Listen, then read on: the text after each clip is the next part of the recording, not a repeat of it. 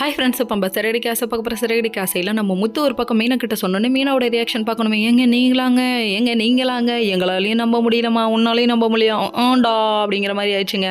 கடைசியில் பார்த்தா பேசிகிட்டே இருக்க டைமில் நீ ஒரு வேளை ஒத்துக்கலைன்னா இழுத்துட்டு போய் கல்யாணம் பண்ணிக்குவான்னு சொல்ல குற்றம் ஒன்று கொள்ளுது ஒரு பக்கம். விஜயா நெருக்குன்னு அப்பப்போ குத்தி காமிச்சாலும் நீங்கள் தான்ப்பா மூத்தவர், குடும்பத்துக்கு வந்து நல்லது செய்யணும்ப்பான்னு சொல்கிறாங்க. சரிப்பா வரேன்ப்பான்னு சொல்லிட்டாங்க. இங்கே ஒரு பக்கம் சரி போகலாம்ப்பா அப்படின்னு சொன்னா மறுநாள் காலையில் என்ன நடக்குமோ எது நடக்குமோ இங்கே காத்துட்ருக்கோம். இன்னொரு பக்கம் நம்ம ரோஹிணி இருக்காங்களே, அவங்க வித்யாவோட அதாவது உட்பி இருக்காங்களே, நம்ம பட்டமுருகன் தம்பியை வர சொல்லி 1,00,000 ரூபா கையில் கொடுக்குறாங்க.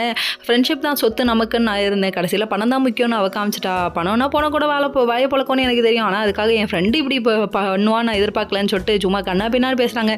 சரி விடுங்க, ஏதோ சின்ன விரிசல் சரியாயிருப்பா அப்படின்னு சொல்லிட்டு அவங்க கிளம்பிட்டாங்க. அதுக்கப்புறம் பார்த்தா இங்கே மறுநாள் விடிஞ்சிருச்சுங்க. சீதாவை திடீர்னு லேடி கேட்டை போட்டு நிற்க வச்சு கடைசியில் 4 பேர் சுற்றி நிற்கிறாங்க. என்னப்பா என்ன கண்டிஷன், எங்கே இது சைட்லேருந்து 13 பவுன் போடுறோம் அப்படின்னு சொல்லிட்டு நம்ம அண்ணாமலை. கடைசியில் பார்த்தா நாங்கள் எதையும் எதிர்பார்க்கல, எனக்கு பொண்ணு கிடைச்சா போதும்ட்டாங்க.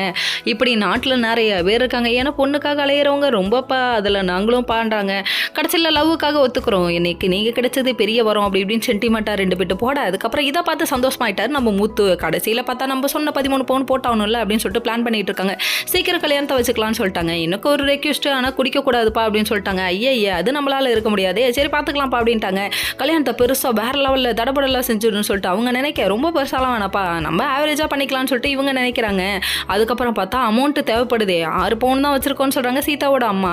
அமௌண்ட்டை புரட்டுறதுக்காக அங்கேயும் இங்கேயும் அலைகிறாங்க மொத்த குடும்பமும்.